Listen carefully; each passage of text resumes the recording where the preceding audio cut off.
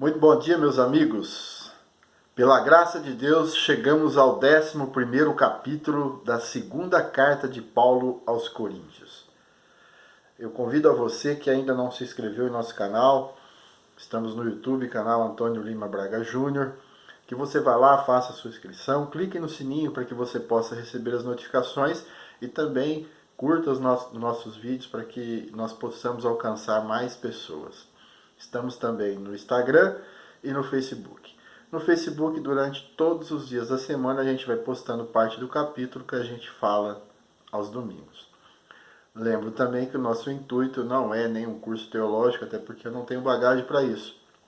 O nosso intuito é fazer com que você desperte para a Bíblia, olhando para ela, não achando que é um bicho de 7 cabeças, e sim um livro cheio de riquezas que você pode desfrutar no seu dia a dia.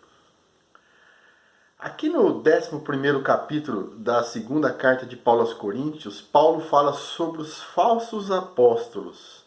Ele demonstra um zelo divino de querer apresentar como virgens puras a um só esposo, a Cristo. Oxalá que todos os líderes das igrejas tivessem esse zelo. Eu quero aqui abrir um parênteses em relação a apóstolos. Existe uma série de afirmações e estudos, enfim. Na minha concepção, apóstolo é somente aquele que viu Jesus e participou do seu ministério. Paulo não esteve entre os primeiros discípulos, entretanto, ele viu Jesus. Ok? Paulo também aproveitou a oportunidade para denunciar os obreiros fraudulentos que até se intitulavam de apóstolos. Contra os tais, ele deixou claro que as suas obras os levariam à condenação.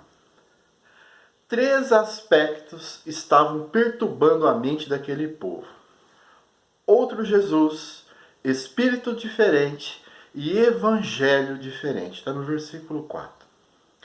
Existia ali, por parte desses falsos apóstolos, uma mensagem que incluía o nome de Jesus, dizendo que tinha um Espírito e um Evangelho. É exatamente isso que ocorre até hoje. Parece simples, mas um dos grandes desafios da igreja é distinguir um verdadeiro ministro do Evangelho. Através dos tempos, a igreja sofre por estar cercada por pessoas que procuram perverter o ensino dos apóstolos e desviar a todos a verdade do Evangelho. Aqui no Brasil, um país gigante, essa situação é mais intensa. Temos líderes nas igrejas sem o menor preparo para isso. O resultado são igrejas sob a interpretação pessoal desses líderes, sem nenhum fundamento teológico. Infelizmente, há um número enorme de pessoas falando em nome de Jesus sem nunca o ter conhecido. É anunciado um Jesus diferente em vários locais. O Jesus que realmente deve ser anunciado é aquele que morreu por nossos pecados e que difundiu o amor incondicional. O ministério apostólico era mantido pela generosidade dos irmãos, mas em muitas ocasiões também tinha necessidade de ser mantido pelo labor dos próprios apóstolos. Paulo procurava evitar qualquer coisa que pudesse dar ocasião a ser comparado com os obreiros fraudulentos.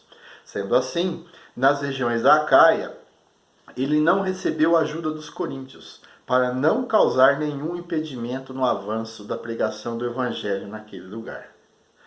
Homens que se denominavam apóstolos de Cristo, alguma coisa familiar, não passavam de ministros de Satanás usados como seus instrumentos para enganar através de uma aparência de piedade e empatia popular.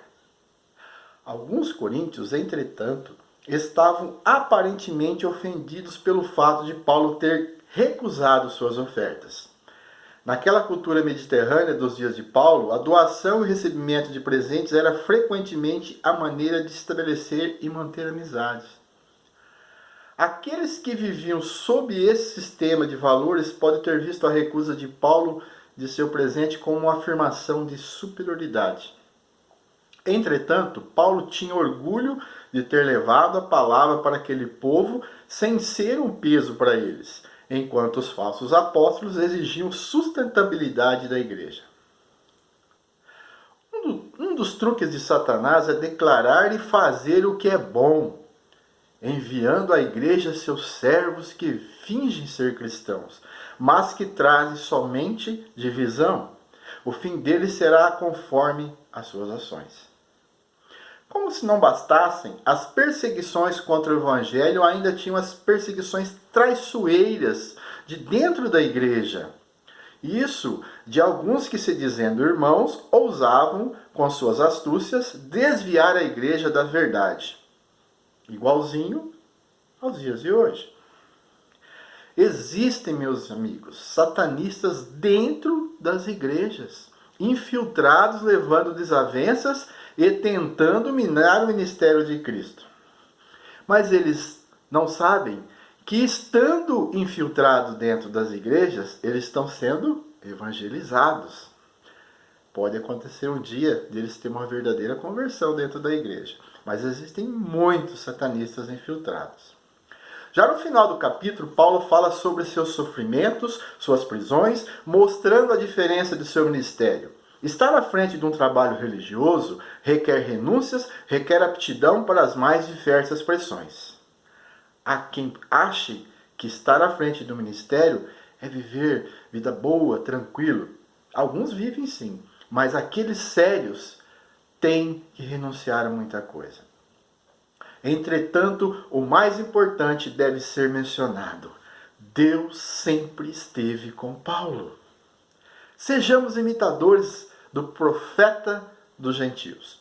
Um bom dia e que a paz do nosso Senhor Jesus Cristo esteja com todos.